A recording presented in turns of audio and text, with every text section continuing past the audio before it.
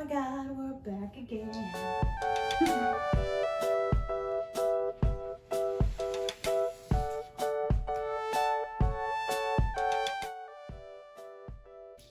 Where did I put it?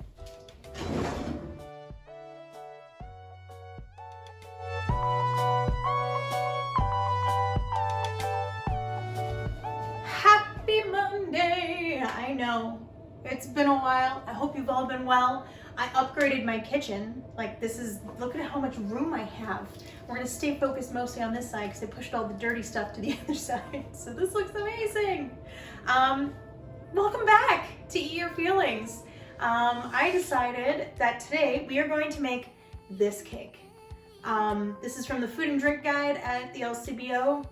Yeah, and I just looked at this and said, I really want to make that, as one does. So this is a sky-high blueberry buttermilk cake. It looks a little complicated, but figured you guys deserve the best because it's been so long. So let's get baking.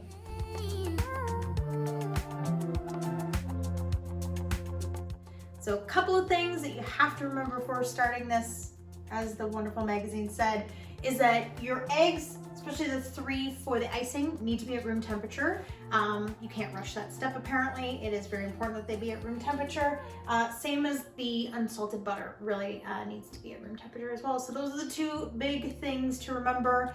You can't just pull that stuff out of the fridge and hope for the best. So I let these guys hang out for a little bit. But thankfully this time, I had to watch a video to remind myself to preheat the oven. So we're gonna preheat to 350 degrees.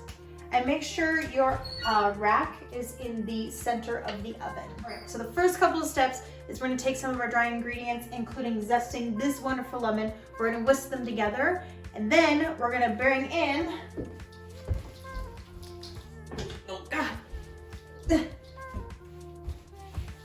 my new toy. We're gonna use it, because why not? My mom gave it to me, so. In a medium bowl, we're going to preheat it.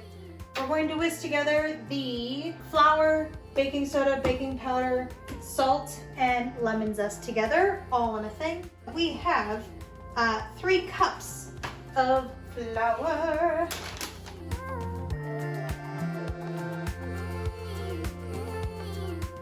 Lemon zest.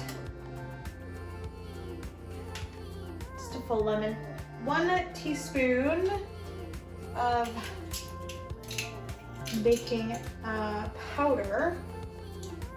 I've once confused these and it didn't turn out so great, so I really try to make sure that I get this right. Then a 1/2 teaspoon of baking soda. What we got for salt? 1/2 teaspoon of salt as well. I'm using Himalayan pink salt. It does say to use like fine sea salt, but I don't have that, so we're going with this. So we're gonna mix this up. Now, it wouldn't be Eat Your Feelings if I didn't mess at least one thing up. So it says you actually need 3 6-inch pans. I don't have that. I do have 2, I think 8-inch pans. Does anybody know how to measure pans? Because I definitely don't. I just know that I have these 2 pans. So instead of a triple layer cake, a super tall, beautiful, sexy cake that I showed you, it's gonna be kind of stockier, more, you know, more volume. Not volume, more width, whatever. These. Bam, we're gonna get the butter. We're gonna put the butter. 3/4 cup for the actual cake, and then the rest of the butter, 1.5 cups, you're going to use for your sugar. So just make sure to divide that and then let this guy keep hanging out at room temperature, because the softer, the better. Separately, using a standing mixer fitted with a paddle, beat sugar and butter on medium speed until light, about 1 minute. This is where we're going to use the 3/4 cup of butter and 1.5 cups of sugar.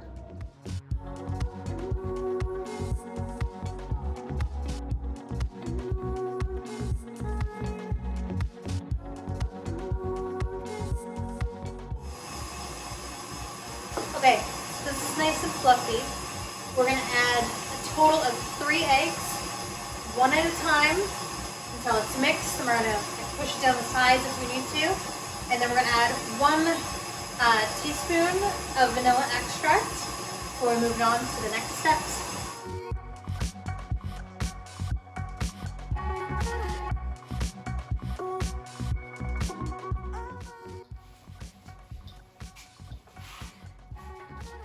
So this next part is a little confusing to me as not an average baker. I just kind of make things for shits and giggles, because why not? It says to add the flour mixture into the butter mixture in 3 stages, and then the buttermilk into the butter in 2 stages.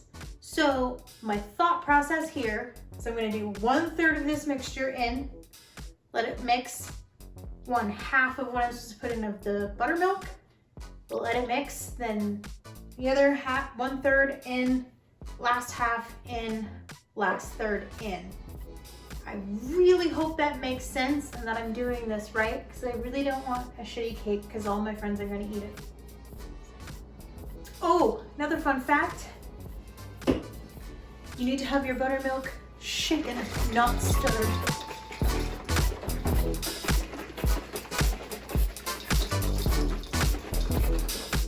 All right, so we're gonna try this. 3 stages, 2 stages. Oh, you need 1.5 cups of this and what you already mixed earlier. Wish me luck.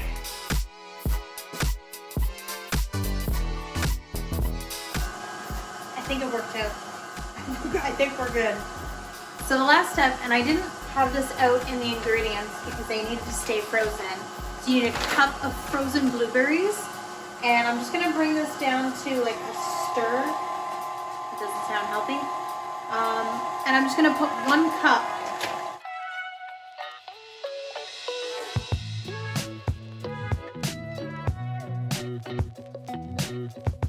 So that's gonna stay in the oven for about 45 to 50 minutes, just until you can put a toothpick in and there's no batter stuck to the toothpick. Then we're gonna pop them on a wire rack, which I think I only have 1, but we'll let them cool down. In the meantime, we're gonna make the icing. Liquid courage. I can do this. So what we're making is an Italian style buttercream. I'm not 100% sure what makes it Italian, but apparently it takes a lot of slow steps, paying attention to your portions, and not rushing, which is great. Now, you're supposed to use 1/4 cup of good quality jam, but I really like blueberry jam and I ate more than I should have. It does say to like sieve out any of the solids from the jam, which is interesting. I've never had to do that before, so let's measure out as much as we can from the blueberry jam.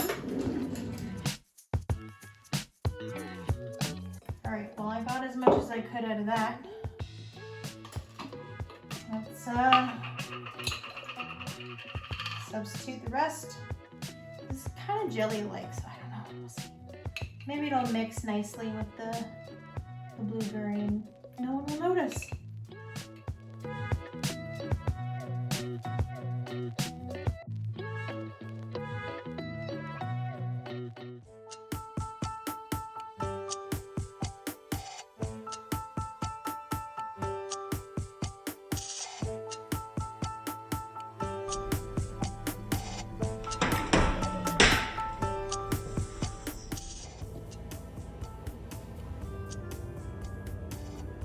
Dang it. A broken egg, that's fine. I'm just letting them sit for a minute just to warm to room temperature. And in the meantime, I'm gonna attempt the next step, which I probably should have read through all of the instructions before starting this entire process, because I'm supposed to have a candy thermometer.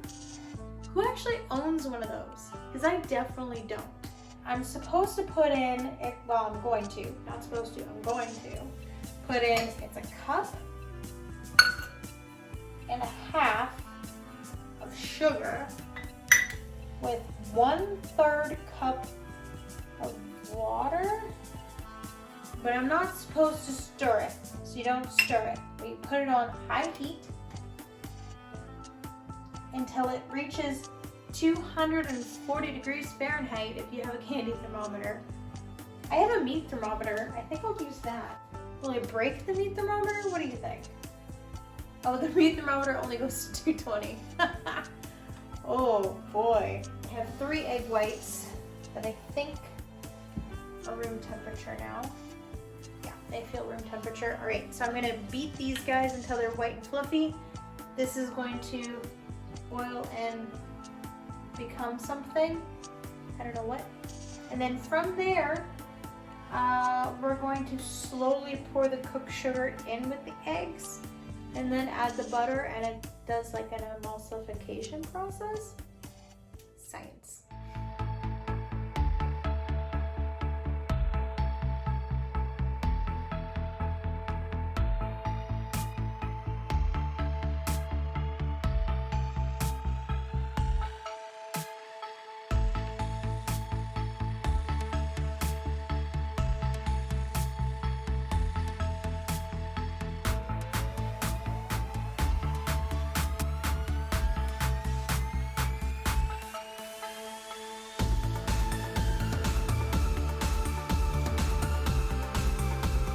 This has been whisking for like 15 minutes. I got the extra butter, which is about 1.5 cups. Cut it into cubes, approximately a tablespoon each. I don't know exactly what that looks like, but I'm assuming this.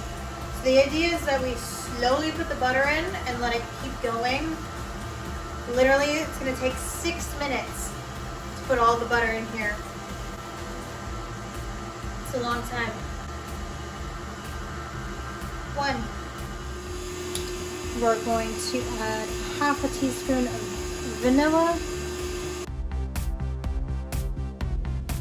And of course, the blueberry jam when we extract it. Finished. I don't know why I started this so late on a school night, aka have to work very early, and it's almost midnight. So this is good. We have our icing, which hopefully I think it worked out pretty well. We're just gonna cut the tops off to make these as flat as possible, and then we're gonna start building the cake. So we're gonna have 1 layer, we're gonna put some icing on, we're gonna plop the 2nd layer, and then we're just gonna coat that up until it looks like a beautiful cake.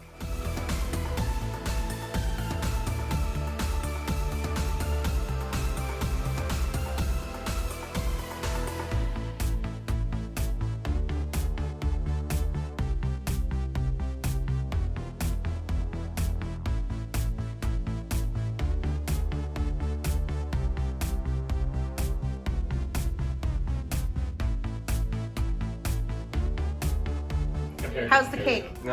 Very tasty. All right. More taste testers. Yeah.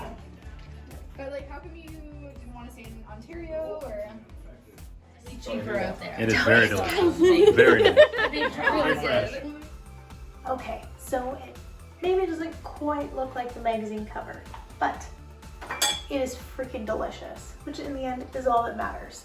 My friends enjoyed it, I enjoyed it, I'm sure with all the editing, this will be devoured by the end of this. So even if you don't have a candy thermometer or you drop an egg on the ground, give these recipes a go, even if they feel a little bit too complicated. If I can do it, you can do it. Thanks again for joining me on Eat Your Feelings. It's so good to be back. Until next time, cheers.